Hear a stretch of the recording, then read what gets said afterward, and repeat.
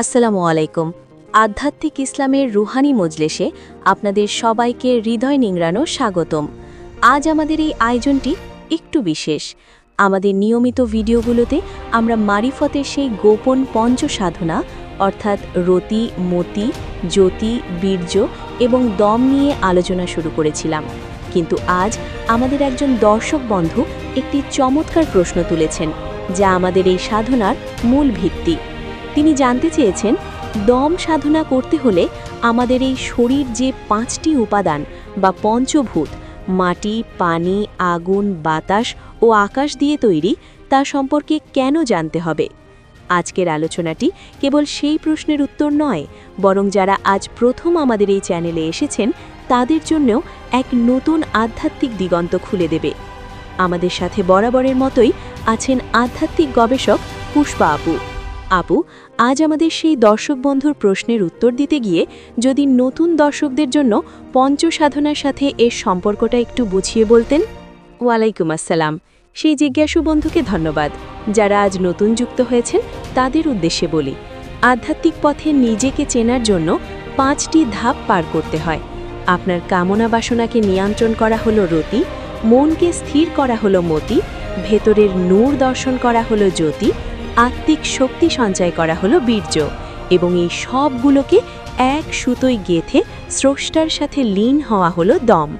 আর এই 5টি সাধনাই সফল হবে না যদি আপনি আপনার এই শরীর বা দেহ ভাণ্ডের 5টি উপাদান মাটি, পানি, আগুন, বাতাস আর আকাশ সম্পর্কে না জানেন।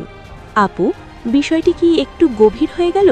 সাধারণ মানুষ বা নতুন দর্শক যেন সহজে বুঝতে পারে এমন কিছু অনন্য উদাহরণ কি দেওয়া যায়?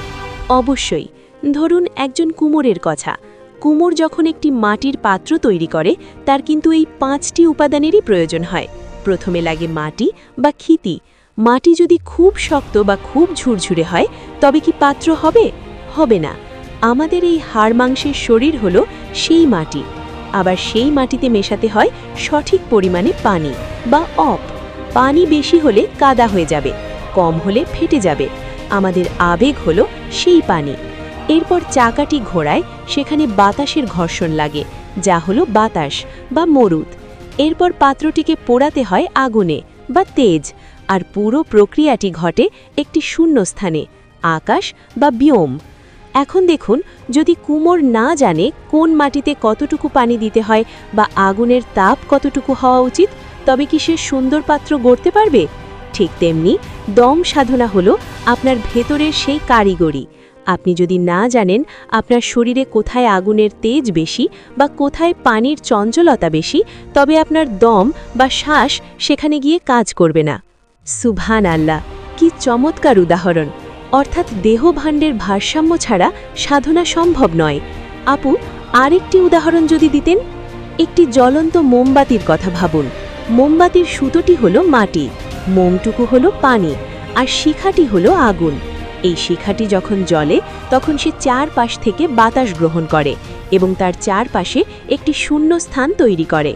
এখন ধরুন বাতাস যদি খুব জোরে বয়, তবে কি শিখাটি স্থির থাকবে? থাকবে না। আবার যদি অক্সিজেন না থাকে, তবে কি শিখা জ্বলবে? জ্বলবে না। আমাদের দম সাধনা হলো সেই মোমবাতির শিখাকে স্থির রাখার শিল্প। আপনার ভেতরে যদি রাগের আগুন দাউ দাউ করে জ্বলে, তবে আপনার দম তপ্ত হয়ে যাবে। তখন আপনি জিকির করলেও হৃদয় শান্তি পাবেন না। দমকে বশ করতে হলে আগে আগুনের উত্তাপ আর পানির শীতলতাকে চিনতে হবে। পঞ্চভূত চেনা মানে হলো নিজের ইঞ্জিনের কলকবজা চেনা। কলকবজা না চিনলে কি আপনি গাড়ি চালাতে পারবেন? অসাধারণ। নিজের কলকবজা চেনা, এর চেয়ে সহজ ব্যাখ্যা আর হতে পারে না। আপু, যারা একদম নতুন তাদের উদ্দেশ্যে আপনার শেষ কথা কি? আমি শুধু বলবো, আপনার প্রতিটি নিঃশ্বাস কেবল বাতাস নয়, এটি আপনার ভেতরের 5টি উপাদানের সাথে সন্ধি করে চলে। আপনি যখন শ্বাস নেন, তখন আপনি মহাবিশ্বের উপাদানগুলোকে নিজের ভেতরে ধারণ করেন। পঞ্চভূতকে চেনা মানে হলো নিজেকে স্রষ্টার এক ক্ষুদ্র প্রতিচ্ছবি হিসেবে চেনা। অসংখ্য ধন্যবাদ পুষ্পা আপু। প্রিয় দর্শক বন্ধুগণ, বিশেষ করে আমাদের সেই বন্ধু যিনি এই প্রশ্নটি করেছেন, আশা করি আপনি আপনার উত্তর পেয়েছেন। যারা আজ নতুন দেখছেন তারাও হয়তো বুঝতে পেরেছেন কেন আমরা দেহতত্ত্ব নিয়ে এত কথা বলি। ভিডিওর শেষ পর্যায়ে আপনাদের কাছে আমার একটি বিশেষ অনুরোধ। আমাদের এই রুহানি সফরে আপনাদের মনেও যদি ছোট বড় যে কোনো প্রশ্ন উকি দেয়, তা হোক সৃষ্টিতত্ত্ব নিয়ে বা আধ্যাত্মিক কোনো দ্বিধা নিয়ে, দয়া করে কমেন্টে শেয়ার করুন। আপনাদের প্রতিটি প্রশ্ন আমাদের জন্য একটি নতুন আলোচনার দুয়ার খুলে দেয়। আমরা চেষ্টা করব আমাদের আগামী পর্বগুলোতে আপনাদের সেই প্রশ্নের উত্তরগুলো এভাবেই সহজ উদাহরণের মাধ্যমে বুঝিয়ে দিতে। সবাই ভালো থাকুন, সুস্থ থাকুন এবং নিজের ভেতরের সেই পরম সত্তাকে খোঁজার চেষ্টা করুন। আল্লাহ হাফেজ।